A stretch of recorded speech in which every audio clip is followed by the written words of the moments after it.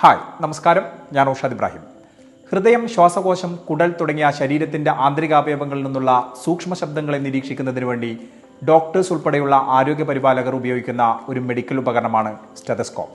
ഈ പ്രക്രിയയ്ക്ക് പറയുന്ന പേരാണ് ഓസ്കൾട്ടേഷൻ. സ്വിഗ്മോമാനോമീറ്ററിനോടൊപ്പം രക്തസമ്മർദ്ദം പരിശോധിക്കുന്നതിനും സ്റ്റെതസ്കോപ്പ് ഉപയോഗിക്കാറുണ്ട്. ഒരു സ്റ്റെതസ്കോപ്പിന് 4 ഭാഗങ്ങളാണുള്ളത്. അതിലൊന്നാണ് ഈ chest piece.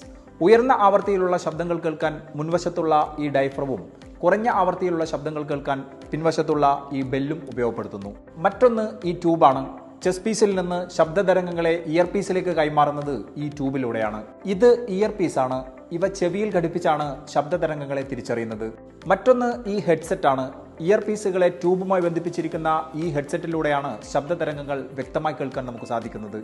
1816 French ഡോക്ടറായ Rene ലാനക്കാണ് stethoscope ആദ്യമായി കണ്ടെത്തുന്നത്. ചുരുട്ടിയ കടലാസ് കഷ്ണങ്ങളും ട്യൂബുകളും ഉപയോഗിച്ചാണ് മനുഷ്യന്റെ ഹൃദയമിടിപ്പിന്റെ താളം ആദ്യമായി അദ്ദേഹം ഒരു ഉപകരണത്തിലൂടെ കണ്ടെത്തുന്നത്. 1851 ആർതർ ലിയാഡ് 2 ചെവികളിലൂടെയും ശബ്ദങ്ങൾ കേൾക്കാൻ കഴിയുന്ന രീതിയിൽ ബൈനറൽ സ്റ്റെതസ്കോപ്പ് വികസിപ്പിച്ചു. 1852 ജോർജ് ഫിലിപ്പ് കാമൻ അതിനെ പരിഷ്കരിച്ച് പൊതു ഉപയോഗത്തിന് പര്യാപ്തമാക്കി.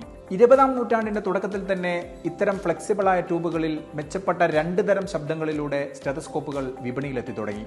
ഇന്നത് നമ്മുടെ ശരീരത്തിന്റെ ആന്തരിക ശബ്ദങ്ങളെ വേർതിരിച്ച് മനസ്സിലാക്കാനും ആവശ്യമുള്ള ഭാഗങ്ങൾ റെക്കോർഡ് ചെയ്ത് സാങ്കേതിക വിദ്യയുടെ സഹായത്തോടെ കൂടുതൽ വിശകലനങ്ങൾക്ക് വിധേയമാക്കാൻ സാധിക്കുന്ന ഡിജിറ്റൽ സ്റ്റെതസ്കോപ്പ് വരെ എത്തി നിൽക്കുന്നു.